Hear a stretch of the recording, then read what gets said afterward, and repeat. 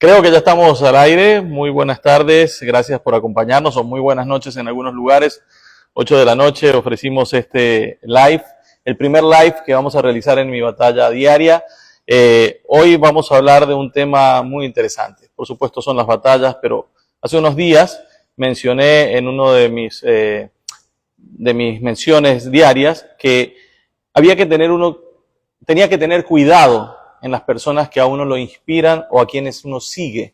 ¿Por qué? Porque a veces nos guiamos por gente que no tiene la importancia necesaria desde el punto de vista humano y lo único que muestra es que tiene dinero, que andan en aviones, como lo he dicho algunas veces, pero no hay más allá. Entonces, ¿tú quieres seguir a una persona así?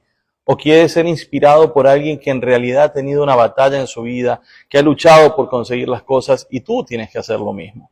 Entonces, cuando lo mencioné el otro día, tenía en mi cabeza a alguien que justamente es el invitado del día de hoy, Manuel Echeverría. Gracias por estar con nosotros. Manuel es una persona increíble, es un ser humano clase A, es una persona con la que he tenido ya la oportunidad de trabajar, de conversar, de hablar y conocer su vida. Entonces ahí es cuando viene este deseo mío y esta motivación de poder ponerlo al aire, presentarlo y que hablemos de sus batallas. Vamos a hablar de muchas cosas. Esto es un podcast que va a demorar aproximadamente 1 hora, Manuel, así que te pido paciencia, te agradezco. Es el primero que hacemos. Tú dijiste qué honor. No, el honor es mío tenerte aquí. Manuel, les voy a decir más o menos un poco su historia. Es una persona que lleva ya algunos años viviendo en los Estados Unidos, está trabajando fuertemente en el tema de ingresar productos a Estados Unidos, al mercado americano, no solamente de Ecuador, sino también de Perú, de Colombia. Tenemos próximamente algo muy interesante en Colombia que está sucediendo. Y digo tenemos porque estoy asistiendo, no asesorando, asistiendo, ayudando con contactos. Y Manuel, gracias por estar con nosotros. Vamos a hablar de trabajo y vamos a hablar de vida. Excelente. Gracias por acompañarnos una vez más. No, gracias a ti por la invitación. La verdad que cuando me dijiste esto hace un par de semanas dije encantado. Creo que después de las cosas que he vivido y las experiencias que he tenido, creo que lo más bonito es compartir y conocer más gente y transmitir un mensaje positivo. Así que gracias a ti por invitarme. Manuel es graduado del Liceo Naval, si no me equivoco. Estudié en el Liceo Naval. ¡Wow! Sí, ya eso es una batalla. ¿Tú también? Sí, Jorge Guerrero, que está con nosotros. Estudié en el Liceo Naval en Guayaquil, en Ecuador. ¡Wow! Eso es colegio solo de hombres, doctrina militar. Es un tema bastante fuerte. A mí me decían, había otro que era la Illingworth. Yo tenía amigos que eran de la Illingworth y me decían, ahí nos dan palo desde que entramos hasta que salimos. No sé si en la Naval pasaba lo mismo. Todo el tiempo, todo el tiempo. Pero nadie, no se dice. Pero nadie se quejaba. No, yo tengo muy buenos amigos. Pero nadie se quejaba porque era la manera como de alguna manera se imponía la disciplina. La disciplina, correcto. ¿No? Y yo creo que nadie se puede quejar de que ahora siguen maltratados. Lo que se puede quejar es que son personas educadas, son personas cultas, rectas, que respetan la sociedad, correcto, que no se ve en todos lados. Cuando uno dice estuvo en el Liceo Naval o estuvo en un colegio militar, uno piensa que quiere seguir una carrera militar. ¿Lo pensaste en algún momento? No realmente. Realmente yo estuve en el Liceo Naval básicamente por una tradición familiar. Todos mis hermanos estudiaron ahí. Ya. Y yo siempre fui un poco de, ¿cuál es la palabra? Como de patrones. Ya. O sea, si mis hermanos estudiaron ahí, yo también estudio ahí. Si mis hermanos hicieron un posgrado, yo también tengo que hacer un posgrado. Yo no me puedo quedar atrás. Wow, muy bien. Entonces siempre yo seguía el ejemplo de mis hermanos mayores y mis hermanos, o sea, de toda mi familia. Entonces realmente no es que yo estudié en el Liceo Naval porque quería ser militar. No. Ya. Tenía a ver, es porque te mandaron para que te portes bien. Era el tema familiar que dijeron, claro. Ok, ahí donde vas a estar, estuvieron mis hermanos y no pasa nada. Excelentes deportistas, gente muy importante en el ámbito político y social en el Ecuador y en otros lugares cuando están en la educación militar. Pero bueno, eso fue una batalla juvenil, digámoslo así. Sí, correcto. Y acuérdate que también en esa época, Roberto, ya nos está siguiendo. Sí. ¿Sí te llegó la invitación? Sí, ya me llegó, ya estamos en una cuenta. Está en vivo. Déjame ver si estamos en la otra cuenta, perdón. Por favor, sigue, porque la idea es que nos vean y que te vean toda tu gente, toda la gente que falta de la cuenta, la Manuel Echeverría creo que falta. Esa no me ha llegado. ¿Ya? Sí. ¿Sí está?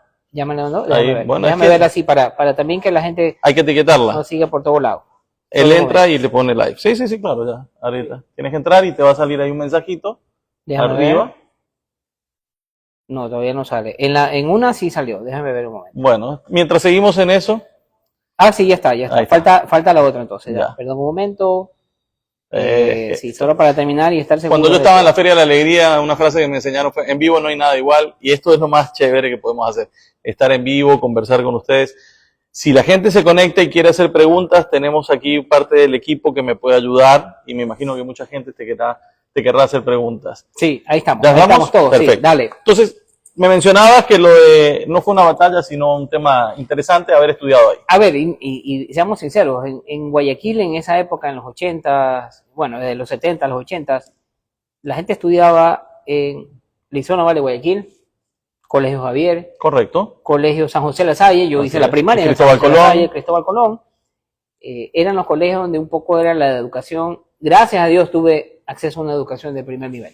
¿Puedo hacer un paréntesis? Claro que sí. Sociedad muy machista. Todos los colegios que mencionó son solo de hombres, eran Sí. masculinos. Sí, Creo correcto. que Javier después abrió la matrícula para mujeres, mucho más adelante, Sé ¿no? que después, como desde el 2008, 2009, muchos colegios ahora, todos son mixtos. Correcto. En mi época Solo eran hombres. era solo colegios. Y estaba la Asunción, estaban las Mercedarias. En Ecuador estamos hablando donde eran colegios de mujeres. Era colegio de mujeres y de hombres, por eso Sí. cuando se juntaban allá.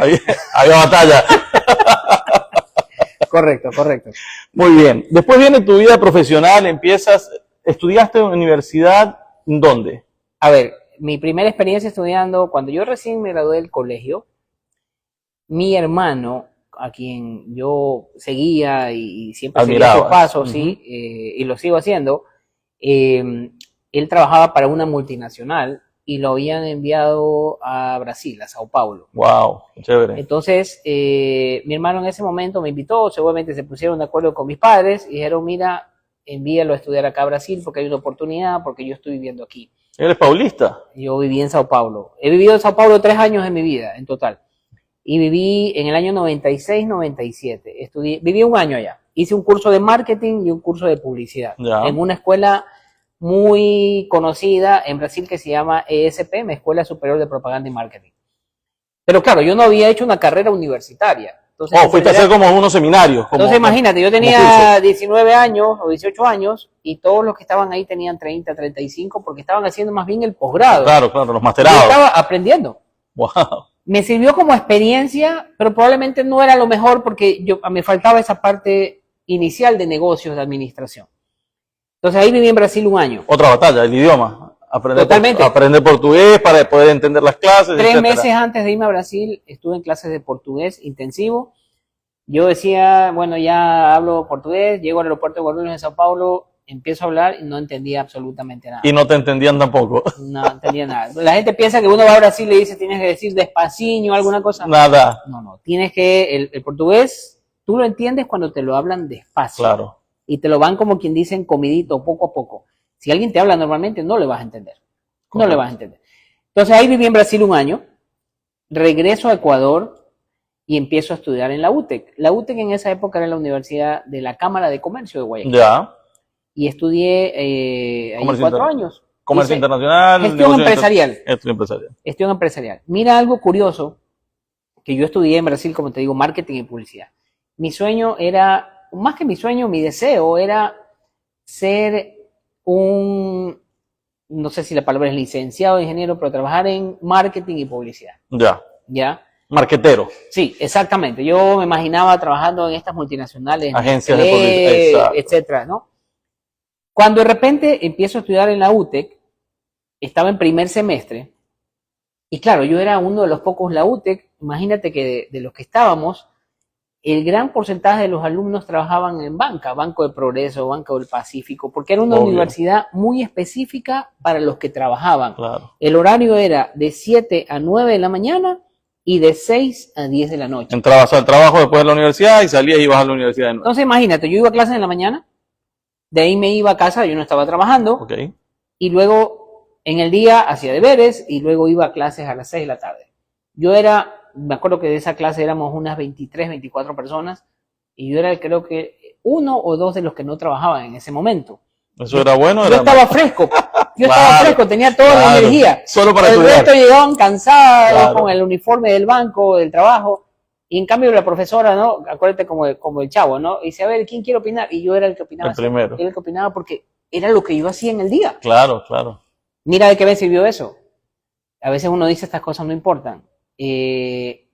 a los 4 meses de estar ahí, en el primer semestre, Corpey, que se estaba formando, que recién se había creado, que era la primera agencia de promoción comercial del Ecuador, le manda unas cartas a 3 o 4 universidades. La UTEC, creo que la Católica, creo que la SPOL y por ahí una que otra. En esa época no había UES, no para había... aplicaciones. Necesitaban practicantes que vayan a trabajar a Corpey a apoyar. Chévere. Pero había un requisito, que sean practicantes que manejen idiomas. Y entonces yo tenía la ventaja que yo hablaba inglés y hablaba portugués. Entonces, ya ha mejorado, ¿no? Ya ha mejorado después de un año de claro, estudio. sí, ya lo hablaba. Ya hablaba portugués. Ya podía hasta jugar fútbol ahí y hablar con los jugadores. Entonces, mira lo curioso. Viene uno de los profesores, porque los profesores le preguntan, ¿quién recomiendas? Y dicen, yo recomiendo a tal persona de tal curso. Y viene mi carpeta. Yo me acuerdo, fue un 26, un 27 de agosto, me acuerdo clarito, fue el día en que Barcelona jugó la segunda final de la Libertadores de América. Creo que 26 o 27 de agosto del 98. Que también la perdió, por si acaso. Sí, también la perdió. Yo sé que tú eres melexista, pero bueno. Yo estaba ese día en la casa, 11 de la mañana, preparándome porque nos íbamos a ir al estadio con unos amigos, 3, 4 de la tarde, cuando recibo una llamada. En esa época eran los teléfonos fijos. Sí, claro, ¿no? A la casa. Buenas tardes, sí, puedo hablar con el señor Manuel Echeverría. Mi papá se llamaba también Manuel Echeverría. Yo le digo, ¿de parte de quién? ¿Sobre qué? No, es sobre unas prácticas en Corpey. Yo le digo, Manuel Echeverría, padre o hijo, el que estudia en la UTEC. Entonces ahí me da cuenta que era para mí. Digo, a ver, cuénteme cómo le puedo ayudar. Y fue una llamada que me cambió la vida. Wow. Literalmente me cambió la vida, porque me llamaron, me dijeron, venga a una entrevista. La entrevista fue creo que 2 días después. Llegué a la entrevista 10, 11 de la mañana. Me dijeron, miren, me recomendaron su hoja de vida, conversamos y empecé a hacer prácticas en esta organización a la semana. Ya, creo que entré el 1 de septiembre. En Guayaquil. En Guayaquil, en el edificio La Previsora, el edificio más alto en aquel entonces. Piso 29. Lo bueno es que nos ve gente de otros países, pero ya se están ubicando geográficamente en el Ecuador. Piso 29, era una vista espectacular. Sí, claro, todavía es una vista espectacular. Y empiezo a trabajar ahí y estuve un mes y medio, y viene la feria Aquaexpo. Era la feria donde venían todos los camaroneros. Todos los camaroneros. Yo estoy hablando año 98, no es la Aquaexpo que es ahora. No. Eso recién empezaba. Claro. Y Corpey tenía un stand allí. ¿En dónde era la feria? En el Hilton. Ah, fue en Ecuador esa vez. Sí, okay. Fue en el Hilton. Pero me refiero que Ecuador ya era un productor camarón de 8 o 9 años, pero no tenía el reconocimiento que ahora tiene. Así es. Entonces me dijeron, mira, hay que ir a apoyar, hay que ir a trabajar estos días al stand, vas a estar en el stand. Perfecto. Y yo estaba en el stand, me acuerdo, esos fueron 3 días de feria, y de repente viene un gringo. Norteamericano, estamos aquí, cuidado, nos multan. Sí, correcto, después nos cortan. Y viene una persona de Estados Unidos y empieza y pregunta en el stand, y yo me acerco, como hablo inglés, empiezo a atenderlo. No hay ningún problema, le di algo de información de los productores de camarón, de lo que Ecuador exporta, etc. 2 horas después, o fue al día siguiente, no recuerdo, vienen otras personas, así mismo de Estados Unidos, y vienen unos brasileros. Porque Brasil en esa época, Roberto, estaba aprendiendo mucho de acuacultura de Ecuador. Correcto. ¿Ya? De hecho, muchos biólogos se fueron a trabajar de Ecuador a Brasil. Así es. Entonces yo... Y a otros lados. Correcto. A otros lados. Y empiezo a hablar yo con los brasileros en portugués. Yo conversando, yo soy una persona que me gusta conversar todo. Al día siguiente, que ya terminó la feria y ya estamos en la oficina, la que era mi jefa me dice, le tengo una buena noticia, quiero conversar con usted. Digo, ¿qué pasó? Y me dice, he recibido la orden de que ya usted pase a ser parte de Corpey, ya no como practicante, oficialmente, sino como empleado. Que empieces a trabajar ya. Sí, se puede decir la palabra empleado. Sí. Fui yo la persona, creo que número 12 en entrar a Corpey, que después pasó a ser una organización que íbamos a tener 80, 85 personas, incluyendo aquí en Miami. Ahí vienen ya partes de tus destrezas. ¿Terminaste la carrera? Sí, claro. ¿Seguiste estudiando y trabajando en Corpey? Estudiaba, entonces yo combinaba trabajar en el día y estudiar en la noche. Y estudiar en la noche. Y en la mañana tempranito. Y sí, entonces, oye, era una época en que uno no tenía tiempo para nada. Sin embargo, uno tenía toda la energía, ¿no? Claro. ¿Ya? Tanto que terminé yo de, mira las cosas, me gradué en abril del 2002 como ingeniero en gestión empresarial. Aquí viene lo curioso, con gestión empresarial, especialidad en marketing, pero realmente mi carrera la empecé a hacer en un tema de comercio exterior. Correcto, y marketing, porque es promoción. Y a los 3 meses de graduarme en la universidad, yo estaba dando clases en la misma universidad. Wow. ¿Por qué? Porque yo ya venía pues con toda, porque por Corpay me tocaba salir a dar conferencias con gremios. Claro, claro. Entonces, era más práctica, estaba más sin más darme ducho. cuenta, Roberto, yo que me consideraba una persona muy tímida, me convertí en una persona que empezaba a hablar al público. Muy bien, ¿Ya? muy bien. Y entonces empecé a dar clases en universidades. Otra batalla, superaste la timidez. Totalmente. La gente que a veces me dice, oye, pues si tú ni hablabas. Bueno, no hablaba, ahora, chuta, córtenle el micrófono. Ya mismo. Solo en la primera parte ya estamos demorando 15 minutos. Entonces, así fue. Y así me mantuve, miren, en Corpey hice carrera 11 años. Sí, claro. Escalando posiciones. ¿Con Corpey estuviste en Brasil? No, con Corpey estuve en España. Ah, ok. Mientras me fui a hacer mi posgrado, la maestría en España, que me gané una beca a una organización europea, Corpey me dio el pase para ir a trabajar en la oficina en Madrid, que era en la embajada, y yo trabajé un año mientras estudiaba. Entonces, me iba a trabajar en la embajada en la mañana y me iba a clases en la noche. En España.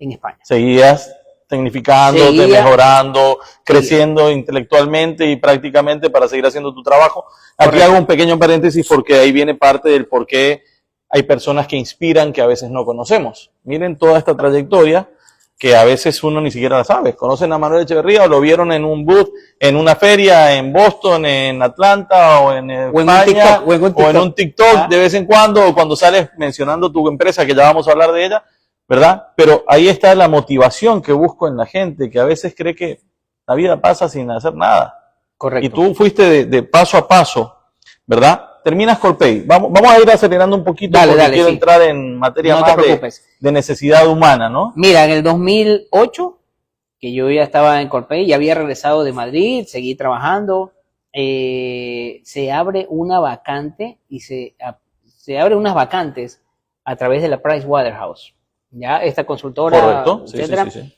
Que necesitaban representantes comerciales en oficinas de Ecuador en el mundo. Creo que eran 10 o 12 oficinas. Oye, aplicaron, creo que, según información que yo obtuve después, creo que aplicaron cerca de 800 personas. Nos seleccionaron un grupo, creo que de 80. De esas 80 nos llevaron a un curso de 50 personas en Quito una semana. Y de esas 50 salieron 12 personas seleccionadas. Ahí me seleccionaron para ir a Sao Paulo, a Brasil. Regresé a Brasil. Regresaste a Sao Paulo, pero a trabajar. Como agregado comercial del Ecuador. ¿Cuánto tiempo? Representando al Ecuador oficialmente, lo cual para mí era un tremendo orgullo. Pero con Pricewaterhouse. No, ya era el Ministerio de Relaciones Exteriores. Ah, ok. Pricewaterhouse es el que hizo la investigación y la búsqueda. Hizo la selección. La selección, correcto, correcto. Y estuve en Brasil 2 años. Entre el 2009 y siempre 2011. En Sao Paulo. Siempre en Sao Paulo. Una y ciudad haciendo hermosa, grande, sí. Toda la asesoría y toda la parte comercial con los productos ecuatorianos y de Ecuador hacia Ecuador hacia Brasil y de Brasil posiblemente hacia Ecuador. De Ecuador a Brasil, más que nada. Ya. Porque nuestra labor era promover exponer. Sí. En el 2011, cuando se crea Pro Ecuador, que es la agencia oficial, era lo que hacía Corpey, pero ahora de manera del gobierno, la que era mi jefa en ese momento en Guayaquil me dice, te tengo una propuesta, ven a ser el director del área de exportaciones, de todo exportaciones de Proecuador en Guayaquil. Para mí eso fue como, si a ti te gusta el fútbol, yo soy barcelonista, claro. Era como decir, oye, sé el 10 del equipo, échate todo. Así es. Para mí fue una... Era el top de tu carrera hasta el momento. Totalmente. Tenía 32 años, creo, en ese momento. Pero tenías que salir de Sao Paulo para volver a Ecuador. Correcto. Pero, con un cargo mayor y con una importancia mejor. Encantado. ¿Quién no quiere estar en su ciudad? Obvio. Tremenda propuesta. Totalmente. ¿Salarialmente también igual de importante o mejor? Era menor, pero me rendía más ese dinero en Ecuador que en Brasil. Claro. Pero ya lo escucharon, era menor. Exacto. Ahí empiezan algunos de los peros de la vida. Sí, pero que hay que superarlo. Pero ese dinero a la hora te rendía más en Ecuador que claro. Bueno, y estuve 3 años allí como director de exportaciones, posteriormente fui ascendido a director ejecutivo y fue probablemente la experiencia profesional más enriquecedora para mí, porque yo dirigía toda la organización sea, terminé dirigiendo toda la organización, que teníamos más de 30 oficinas a nivel mundial. Entonces yo era el responsable de dirigir la política comercial, la política de promoción comercial del Ecuador a nivel mundial.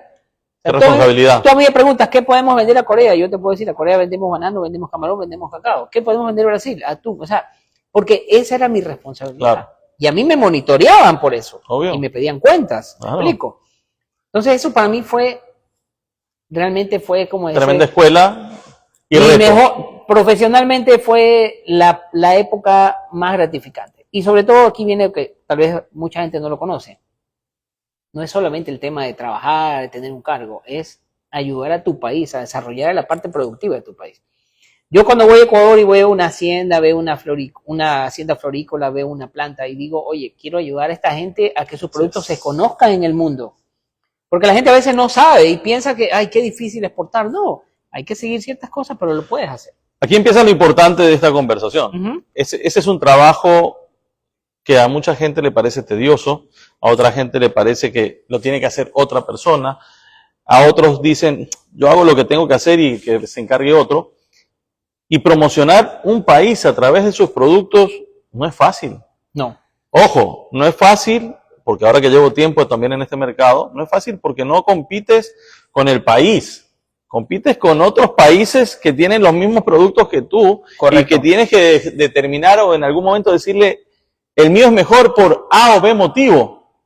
Y que muchas veces van a rebatirlo cualquiera de los otros. Ahí está el reto. Totalmente. O sea, tú no eres un promotor de un país, tú eres un promotor de todos los productos de tu país. Así es. Ahí Así es. Quería hacer hincapié en eso porque ese es tremendo trabajo y hay que tener la camiseta bien puesta para hacerlo. Sí, sí, correcto. Y sigues en eso. Y mira, realmente yo esa época, ahí empecé a cometer algunos errores en cuanto a mi salud, que ya vamos a hablar de eso, porque realmente llegaba un momento, o sea, 2012, 2013, de 365 días al año de promedio, yo pasaba 130, 140 días viajando. ¿Ya? Cuando la gente dice que eso es bonito. Cuando la gente te dice, qué lindo viajar. Claro. A ver, una cosa es viajar de paseo con tu familia. Otra cosa es tomar un avión, viajar 14, 18, 24 horas cuando viajas a Asia, llegar Cambio y al día hora, siguiente todo. Tienes que estar en un grupo con empresas y tú eres el responsable de que eso salga bien. Así es. Entonces, ¿sabes qué aprendí ahí? Aprendí a dormir en los aviones. Porque en el avión, generalmente, el avión decía cross-check, activar toboganes, sí. Y yo ya me dormía. Porque sabía antes de carretear ya estaba dormido. Eso era el momento que yo sabía que tenía que descansar. Porque yo sabía que aterrizaba y empezaba, sí. No mi estrés, mi responsabilidad, que es diferente. Y en horarios cambiados. En horarios cambiados. Sobre todo cuando me hablas de Asia, tú llegas con 24 horas distintos, o sea, sales de aquí de mañana y llegas allá el día después a otra hora y tienes que llegar a trabajar probablemente. Totalmente, a trabajar y después termina el evento, una feria, tú que has ido a las ferias, luego sí, que sí, vamos a cenar con los empresarios y tal cosa y revisa, porque, o sea, era cansado, pero muy gratificante. Sí, claro. O sea, yo no me puedo quejar porque eso a mí me encanta. Llevabas la bandera de tu país. Totalmente. Que yo siento que parte de esta conversación es que cómo tú amas lo que haces porque amas a tu país. Tú eres, totalmente. O sea, quien te ve a ti en los Estados Unidos en alguna feria sabe que estás representando a Ecuador. Sí. Y ya vamos a hablar de una diversificación, porque llega un momento. Hablemos cortamente pro Ecuador, que es lo que estabas mencionando, sí, en Miami, y es lo que te establece aquí. Sí, ya, en el 2014, a ver, mi hija nace en noviembre del 2013. Cuando nace mi hija, y claro, ¿no? Mi familia ya vivía aquí. Ya. Me refiero a mis padres, correcto, mis hermanos. Yo fui el único de mi familia que estaba en Ecuador. Bueno. Sí. Entonces, viajando y sí, en Ecuador. Exactamente. Eso fue una de las cosas que mi madre me dijo, no, vamos, pues si tú ni pasas aquí, me dice, claro. ¿No? Entonces, cuando nace mi hija, yo ya siento también que, a ver, necesito estar más en casa. Ya, o sea, tengo una hija, ¿no? Quiero ya empezar a sentir esa responsabilidad de estar más en casa y de no perderme mientras mi hija crece. El crecimiento. Y también me uno algo que un día que vine a Miami, vine a Chicago realmente, pero hice escala en Miami, voy a visitar a mi papá y a mi papá no lo vi bien de salud. Mi papá ya tenía un año viviendo acá y lo vi muy cambiado para lo que yo lo había visto. Entonces, te pones a pensar, ¿no? Ya mi papá era mayor, dije, esa llamada que te dicen, oye, tu papá está mal en el hospital, que si llegas, no llegas, eso era mi mayor terror en esa época. Y justo en ese momento se abre una vacante aquí en la oficina en Miami de la persona que hablamos hace un momento, que había dejado el cargo, y entonces yo aplico para venirme acá. 6 meses después, aterrizo en Miami como director de la oficina de Procore en Miami. Y me quedé en esta oficina casi 5 años, 4 años y medio. Mi hija aquí creció. Ya cuando mi hija va a ir a la escuela, ya cuando por fin le toca ir a la escuela, porque llegó aquí de 6 meses, me hacen un traslado a un país del Medio Oriente. Entonces dije, no, lo hablamos con mi esposa. ¿Eran obligatorios estos traslados o era o recomendados? O te vas o te vas. O te vas. O te vas al país o te vas de la empresa. Claro. Exactamente. Claro. Entonces, yo hablando con abogados aquí por la parte migratoria, que tú sabes que aquí estar sin papeles no es una opción. No. Hablando con abogados me dijo, si yo fuera tú, yo no tomaría ese cargo, aplica tu residencia bajo un proceso de habilidades excepcionales por tu experiencia y te vas a salir de residencia y tú establecete aquí y ya independízate. Visa O1. La EB1, que es una residencia, momento, sí. es residencia. Sí. Esa es más directa. Más directa, es un proceso más. Sí, no es visa, sino ya es una residencia. tesis que tuve que hacer, pero hay cartas de soporte, organizaciones. Bueno. Y lo logré. Y en ese momento creo mi empresa y ya empiezo a trabajar. ¿Del nombre de la empresa? La empresa Trojan Business Partners. Lo pueden seguir en nuestras redes. Trojan Business Partners le van a buscar, les va a salir. Yo también lo he promocionado, Sí. así que síganos. Y empiezo a trabajar ya desde el otro lado. Ya no solo promoviendo las empresas, sino siendo un gestor de negocios con ellos. Ahora, ya esta parte es más privada. Totalmente privada. Pero con todo el conocimiento y know-how de lo que tuviste público a través de los gobiernos Así y con es. todos esos viajes. Lo cual quiere Correcto. decir que en un momento tuviste tu batalla de decisión de seguir o no seguir. Si sigo, me tengo que ir a Asia. Me iba al Medio Oriente. O así me es. quedo acá y arranco de nuevo. Desde cero. Desde cero. Y desde cero, con un plus fuerte en tu salud. Que Ahí- llegó después. Pero poco después. Llegó a un poco como a los 4 meses. 4 años, perdón. 4 años ya estabas con tu empresa y ahí viene. Sí, sí. Ya habías dejado Pro Ecuador, Ya había dejado por Ecuador. te estabas estabilizando. Estaba estabilizándome. Y aquí viene uno de los errores que cometí. Una de las cosas que yo erróneamente pensaba era que uno no necesita dormir mucho. Porque uno dice, tengo más cosas que hacer. Entonces yo viajaba mucho, Ecuador y viajo, todavía Ecuador viajo menos, porque allá están nuestros clientes. Claro. Entonces normalmente empezaba, a veces gente con la que trabajaba me dice, oye, usted no para. 9 de la mañana yo era tomándome ya un café en el auto, iba a una reunión, luego con un almuerzo, luego reuniones, luego con una cervecita con un cliente, un vino, conversa. Cuando te das cuenta son 11, 12 de la noche y al Y día no has siguiente parado. sigue. Y al día siguiente sigue. Y llegaba a algún lugar, me quedaba en ese momento en la casa, en el departamento de un amigo, luego la casa que tenía en Guayaquil la amoblé porque dije, si estoy viniendo mucho, no tiene sentido estar Claro. llegando de amistades, sino que tengo mi casa. Y en ese interín de entre ir y venir a Miami, que venía mucho, pasa el gran terremoto que sufrió mi vida. El quebranto de salud. Correcto.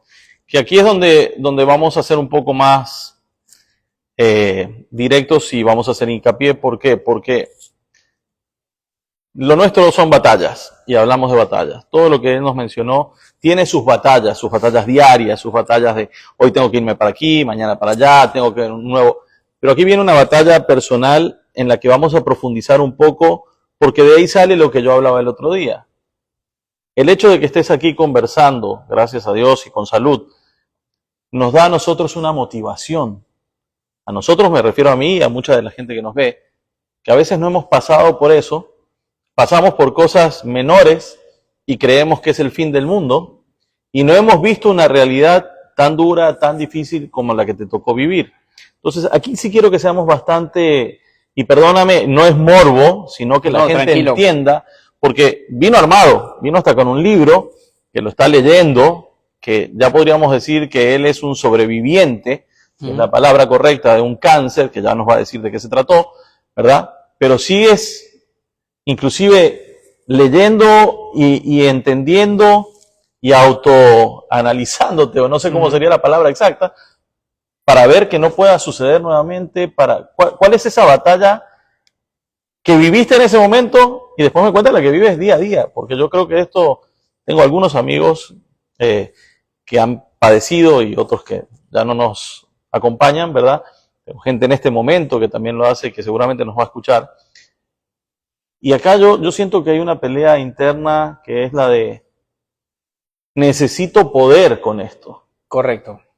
Tú tenías tus motivaciones, tú tenías tus razones. Una de ellas tiene en este momento 14 años. 11 años, la nena.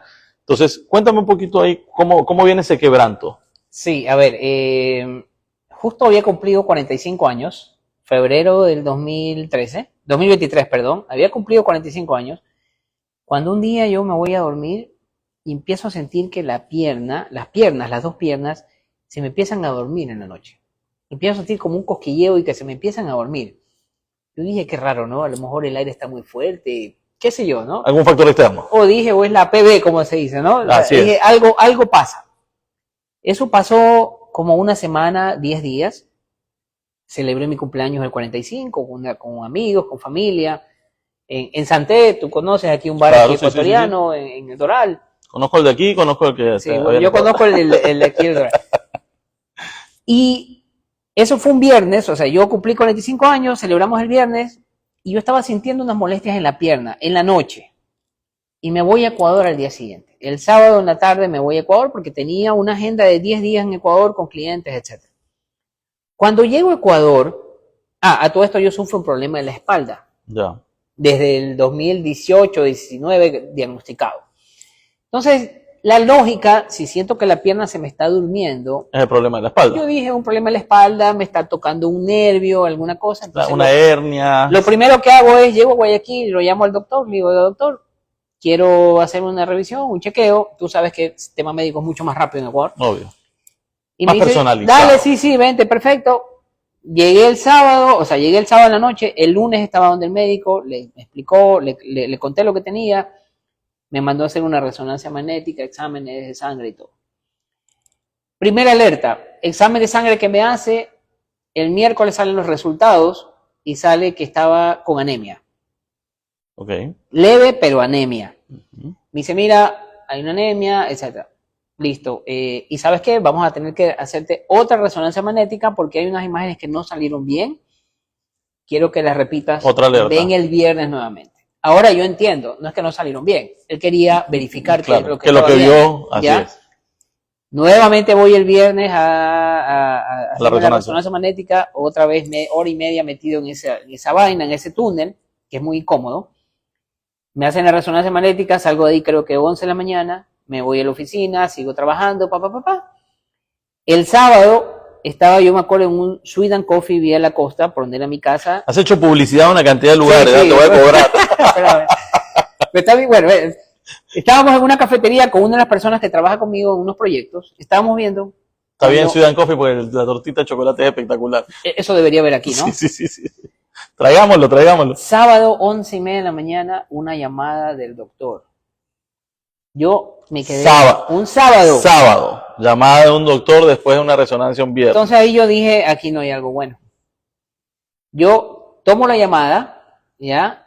¿Ya preocupado? Preocupado, sí, claro que sí. Yo dije, qué raro, ¿por qué me está llamando? No me está llamando de preguntar qué voy a hacer el fin de semana. Además, ya sabías que te hiciste 2 veces los exámenes, que te pidió otro examen, que tenías anemia. Solo recuerdo que me dijo claramente, Manuel, escúchame, así me dijo, escúchame con atención. Tu espalda está bien. No estás ni mejor ni peor que lo que estabas hace 4 o 5 años. Estás igual. Pero escúchame, me dice, tienes unas manchas alrededor de los riñones que no me gustan y que no deberían estar allí. Y que las encontramos, como se dice, de coincidencia mientras analizamos los exámenes. Y me dice, llama por favor urgente a tu amigo, mi amigo doctor Gonzalo de Alcázar, si nos está viendo. Él hace trasplante de hígado en Ecuador, en el Luis Bernaza. Si en algún momento necesita a alguien, es mi pana. Sí, pero es difícil. Es uno de mis grandes amigos en Ecuador. Mi madre falleció con un tema de hígado. Entonces me dice, llámalo a él. ¿Por qué? Porque este doctor lo conocía y sabía que éramos amigos. Entonces dice, pero es urgente, no puedes perder tiempo. Entonces me asusté. Claro. Comprenderás que el sábado, para empezar, pagamos la computadora. El sábado no comí, no cené, el domingo no desayuné, pues se me fue el sueño. Mi amigo estaba llegando de viaje de vacaciones. ¿Qué te dio? ¿Depresión? ¿Te bajoneaste? Me dio ansiedad. Me empecé a todo. Obviamente, En ese ¿Estaba momento, solo? ¿Tu señora estaba aquí? estaba solo en Guayaquil. Mm, Estaba solo en Guayaquil. En ese momento empecé a llamar a la familia, la llamé a ella, se me salieron las lágrimas. Lo primero que empecé a pensar es en mi hija. obvio. Dije, wow, no puedo creer todo lo que me está pasando. Me acompañaron unos amigos el fin de semana, estuvieron conmigo para que yo no esté solo, etcétera. Mi amigo, que es el de Luis Bernaza, llegó el domingo en la noche o a media tarde de África, que se había ido de vacaciones. ¿Ya? A este amigo le gusta pegarse sus buenas vacaciones. Está bien. Y está bien. Se lo merecen. Llegó el domingo 6 de la tarde, yo le había mandado los exámenes y me dijo, te espero mañana 8:30 de la mañana en el hospital. Mi hermano, que vive aquí, mi hermano mayor, bueno, todos mis hermanos viven acá, de ver los exámenes se asustó y tomó un vuelo a Guayaquil, llegó el domingo en la noche para acompañarme al hospital y que yo no ir solo. Bueno, y aquí viene ya lo más duro. Llego al hospital, entro, mi amigo habla con una persona ahí de ecografía, le dice, vamos a rechequearte, me meten ahí una habitación, en esa habitación estaba mi amigo el doctor, una enfermera que me estaba haciendo el examen, mi hermano y otro médico. Y le dicen, sí, chequea, cuando empieza, doctor, aquí hay una masa grande, acá hay otra, y yo veo las caras largas de todos los que estaban en la habitación. Yo en ese momento empecé a llorar, obviamente, empecé a pensar, dije, Dios mío, solo quiero tener vida para superar esto, porque pensaba lo peor, Obvio. ¿ya?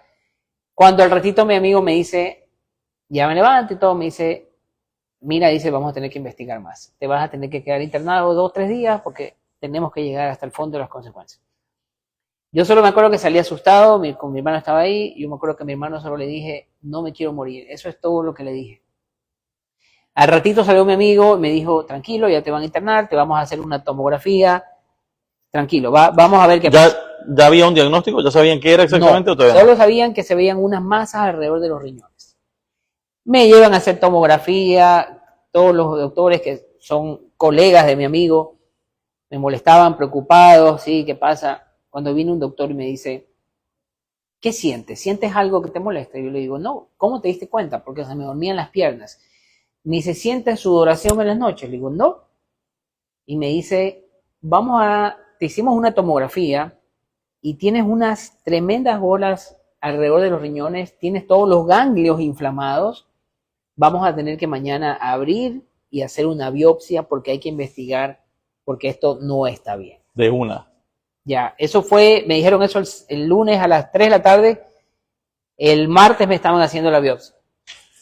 Sí. En ese tiempo, mientras veías todo lo que pasaba, tu opción era colaborar. Lo que tengas que hacerme, pero No puede sácame de hacer aquí. nada. En ese Hay gente momento, que reacciona distinto. no, en ese momento todo se puso de lado, o sea, nada es importante, es investigar qué es lo que pasa. Me hacen la biopsia, me dijeron que me iban a hacer algo, ¿cómo es? Laparoscópica creo que es. Puede ser, sí. Pero a la hora de la hora me abrieron la Abrieron. barriga, tengo una cicatriz casi que Ujú. parezco, o sea, de 15 centímetros, Ya. ya. Cuando termina la biopsia, ya que me despierto, me llevan a la habitación y lo veo a mi hermano que me dice, mi amigo me dice, te tengo una buena noticia. No tienes tomado el hígado, no tienes tomado el estómago, no es que tienes un cáncer agresivo, no es que está, Ya. pero sí tienes los ganglios muy inflamados y eso probablemente tenemos una sospecha. Yo le veo la cara a mi hermano y yo le digo, ¿viste? Me dice, sí, me dice, pero lo más probable es que parece que es un cáncer linfático. Efectivamente, días después se confirma, era un linfoma, es un cáncer linfático que estaba en el abdomen, estaba por eso todo esto inflamado, por eso se me iba la energía, me cansaba, y cuando yo regreso a Miami, porque me regreso a los 4 o 5 días a hacerme tratar acá, porque mi amigo me dijo, lo mejor que te puedo decir, hazte tratar en Estados Unidos, tienes seguro médico, Claro. allá te va a ir mejor, hay mejor tecnología, etc. Cuando vine aquí fueron probablemente las 3 semanas que más me asusté, porque se me bajaba la presión, yo no podía caminar de aquí a 15 metros porque se me bajaba la presión.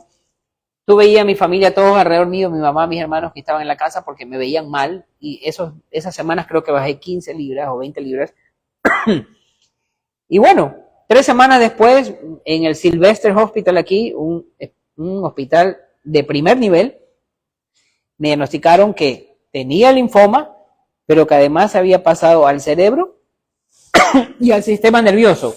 Por eso que se me dormían las piernas. Ujú. Si no se me hubiesen dormido las piernas, No había esa... no me hubiese enterado Así es. y probablemente no estuviera aquí contigo. Claro, porque hubiera seguido creciendo y hubiera sido tarde. Así es.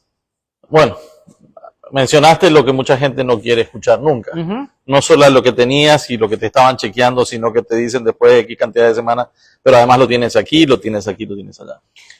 Correcto. ¿Qué te motivó durante ese periodo? Porque A ver. yo sé que todo eso significó ¿cuánto tiempo? Desde que me diagnosticaron hasta que terminé los tratamientos fueron aproximadamente casi 8 meses. ¿Con quimioterapias? ¿Con Quimioterapias y quimioterapias por el brazo, por aquí, quimioterapias por el cerebro, porque tengo una válvula aquí en el cerebro para el sistema nervioso. Ya. Entonces fueron tratamientos muy fuertes, que perdí el pelo, eso es lo de menos. La gente a veces se preocupa porque pierdes el pelo, eso es lo de menos. O sea, la quimioterapia es un veneno para tu cuerpo. Sí, claro. Lo que pasa es que te mata las células cancerígenas, pero también te mata las células que están bien, pues. Así es. Entonces, estaba débil, perdí en total creo que 30 libras en total o 28 libras.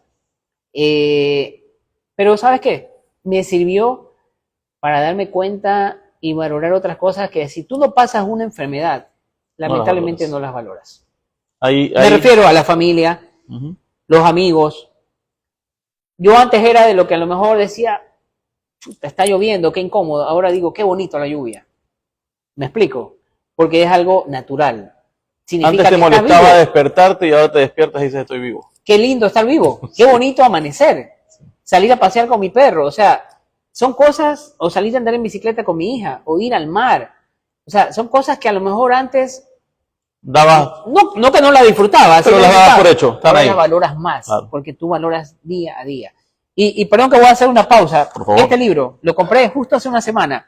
Se llama Un tipo con cáncer entra a un bar. Es espectacular. Los que están viendo, si tienen a alguien que haya sufrido una enfermedad similar de esta, una enfermedad catastrófica o que esté pasando, este libro, miren, en 4 días yo me he leído creo que el 60% del libro. Nunca creo que hago eso. ¿Por qué? Porque este libro me identifica línea a línea, página a página. Una de las primeras cosas que encuentro en el libro que dice, el cáncer es una palabra. It's not a sentence. No es una sentencia. Una sentencia, correcto. Es decir, tú lo puedes pelear. Sí. ¿Pero con qué lo peleas? Con actitud, con buen tratamiento médico, pero sobre todo con el apoyo de familia, amigos. Con amor. Y con buena disposición. Con el amor que te van a dar. Y ¿sabes qué? Y una de las cosas que más valoré yo de esta etapa, de esos 7, 8 meses de tratamiento, es que pude ver el cariño y cosechar lo que sembré durante muchos años. O sea, desde amigos que me mandaban mensajes de WhatsApp, algunos creo que ni siquiera les podía responder porque a veces no tenía energía, pasaban en el hospital. Desde cartas que me llegaron de personas que conocí, que ayudé en algún momento en ProEcuador, empresarios que conocían que me mandaron cajas con snacks, me decía, oye, o sea, no importa cómo, lo importante es que demostraron, me explico. Y ¿sabes qué? Me doy cuenta cuando pasa algo así, lo que tú acabas de mencionar es que te das cuenta que siempre hay alguien que está contigo. Totalmente. Quizás tú los tenías ahí durante tanto tiempo y estaban ahí, pero cuando pasó algo y llega un snack, llega una carta, tú dices, wow. Totalmente. Empiezas a entender que hay otras personas que son muy empáticas contigo. Empezando por casa, por la propia familia. Mi hija llevándome la medicina. Sí, bueno, obvio. Mi esposa poniéndose al hombro de la casa y ahora, bueno, porque, a ver, lo duro no es solo... Pero sigue mandando tu señora. No. A ver, una cosa es lo siguiente. Una cosa es lo que tú te gastes en una medicina, en un tratamiento médico, que gracias a Dios tenemos un seguro bueno aquí. Sí. Otra cosa, imagínate, Roberto, dejar de trabajar 1 año prácticamente, dejar de recibir ingresos. Ahí va. Yo ahorita estoy vivo, pero con unas deudas en tarjeta de crédito importantes porque era lo que me... Con eso tuve que mantenerme. Aquí ya estamos a 15, 20 minutos de cerrar, no nos vamos a extender más de 1 hora, pero acabas de tocar el tema, ¿no? A veces uno cree que tiene una vida soñada. Lo estabas mencionando, creciste rápido profesionalmente, viajaste, fuiste, llegaste, de repente viene algo que te da un bajón anímico, físico, una pelea, una batalla durísima contigo mismo para poder sobrevivir, pero sobrevives y sigues sobreviviendo un tiempo más, porque aquí viene la parte que vamos a conversar, por eso tenemos algunas cosas aquí, por eso está el libro, porque sales de la enfermedad, sales Correcto. de la palabra cáncer, Correcto. con una buena actitud, pero sigues con una enfermedad social que es, dejaste de percibir ingresos, tienes deudas, porque esas no te las perdona nadie, así tengas cáncer Así o no es. lo tengas, y tienes que salir a batallar nuevamente. Volviste a crear tu misma empresa cuando la empresa murió por un año. No murió, Bueno, gracias a pero- Dios a las personas que trabajaron, pero prácticamente eran lo que generaba. Pero tú era eres el para cerebro, mantenerlo. así es. Y Así porque es. tú eras el motor de eso. Sí, sí, sí. O sea, el correcto. motor se apagó. Y aquí te permito agregar algo. Una cosa es estar en tratamiento. Cuando yo estuve en tratamiento, yo sí te digo, solo me enfocaba en eso. O sea, cuando estaba en el hospital, me levantaba, desayunaba, un tratamiento VIP, o sea, Sí, impresionante. sí. Veía televisión, veía una serie, o sea, la serie de Pablo Escobar creo que me la vi 3 veces, ya, ok. Qué buen ejemplo. Veía cosas así. Pero ya una cosa es cuando el doctor, a inicios de marzo del 2024, me dice, te felicito, estás en remisión. Wow. En remisión significa, ya el cáncer ya estás libre y puedes tener una luz, puedes pensar a largo plazo porque ya estás libre de cáncer. Puede regresar el cáncer, Dios no quiera no regrese, pero ya estás libre, ya el cáncer ya no está en ti. Pero ahí viene otro tema, que fue unos 2 meses que me cogió fuerte con psicólogo, porque a veces la gente dice, está con psicólogo. Un psicólogo es necesario. Es lo mejor que puedes hacer. ¿Ya? Porque imagínate, cuando el doctor a mí me dijo, te felicito, estás en remisión, y donde otros doctores me dicen, disfruta al máximo tu vida.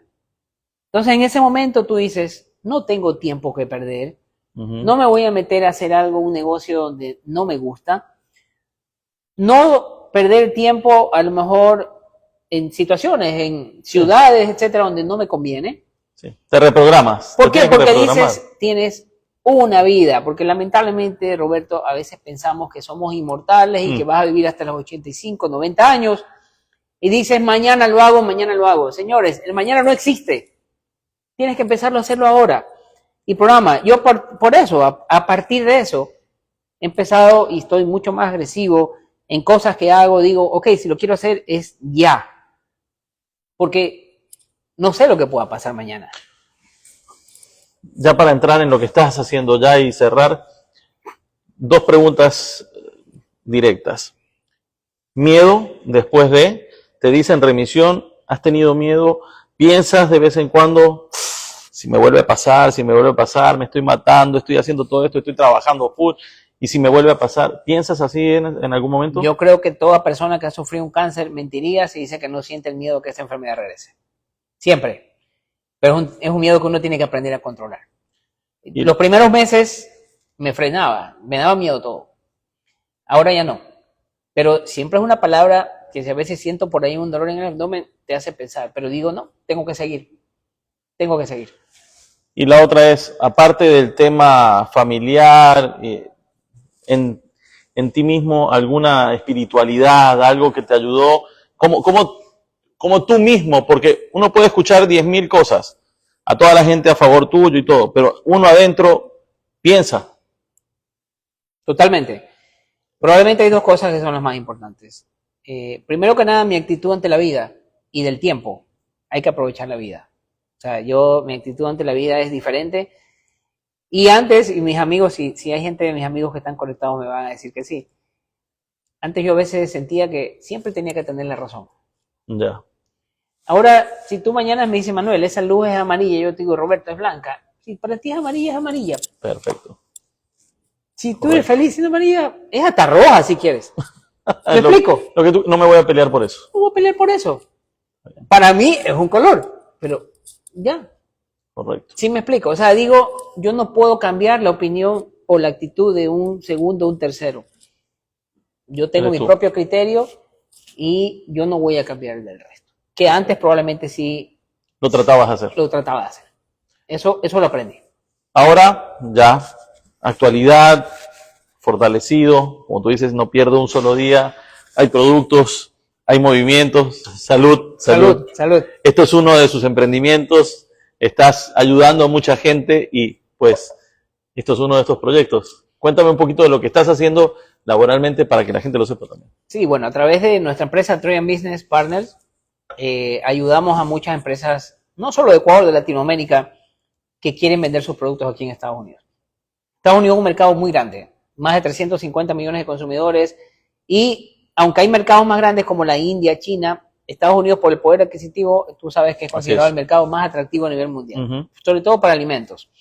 Entonces hay muchas empresas de Latinoamérica con las que estamos trabajando y que lo estamos ayudando para, desde revisarles sus etiquetas, que cumplan los permisos para entrar a Estados Unidos, hasta ayudarlos a comercializar, presentando a los clientes. O tú has visto en las ferias, en las misiones que organizamos, que el año pasado hicimos eventos muy buenos. Sí, tú tuviste la de Miami y la de Atlanta. Este año también estamos haciendo. Entonces, sigo haciendo lo que me apasiona, sigo haciendo donde creemos que tenemos una buena experiencia y buenos contactos, y obviamente tratando de cerrar ese ciclo con las empresas y con esos emprendedores que veo que tienen una buena idea, un buen proyecto y que puede ser consumido aquí en Estados Unidos. Pero no lo hago por el ingreso, no lo hago por el negocio, lo hago porque a mí me gusta principalmente ayudar. Me encanta a mí ayudar, me gusta a mí ayudar a las comunidades, que una comunidad mañana saque un producto y que eso se esté vendiendo, cosas que se escuchan, que se venda en Amazon, etcétera. O sea, es importante. ¿Te satisface? Me satisface. Un amigo, no sé si me está viendo, un amigo, Daniel Carofilis, un día me dijo, sí, pero con la satisfacción no puedes ir a pagar al Supermaxi, me dijo. Así me dijo, con eso no pagas la carne para el asado. Pero te da la fortaleza para seguir trabajando. Pero le digo, bueno, o sea, no sé si me está viendo, pero él me acuerdo que me dijo esa vez y lo recordé. Pero sí, o sea, creo que uno tiene que tener una motivación más allá de la parte económica para poder hacer con amor y con todo el empeño y dedicación las cosas. Para concluir, si te pidiera que le dieras un mensaje a las personas en esta batalla tuya, ¿qué le dirías desde el punto de vista personal? Yo les diría desde el punto de vista personal, disfruten su día a día, disfruten sus vidas, las metas que tengan, no las pateen para más adelante, las voy a hacer en un momento, porque nadie tiene que comprar el futuro, es la realidad. Hay que hacerlas ya. Hay que hacerlas ya. Yo creo que con la realidad que vivimos, año 2025, ya ni sé en qué generación estamos, pero con tantas tecnologías hay. Por ejemplo, yo te confieso, yo no soy bueno en inteligencia artificial. Tengo que aprender muchísimo. La gente que trabaja conmigo son expertos en eso. Yo eso tengo que aprender y lo estoy tratando de aprender. Pero hay tantas facilidades y hay que aprovechar el tiempo. O sea, ese es el mejor mensaje que yo puedo dar, con buena actitud, trabajando con honestidad siempre, las cosas se logran.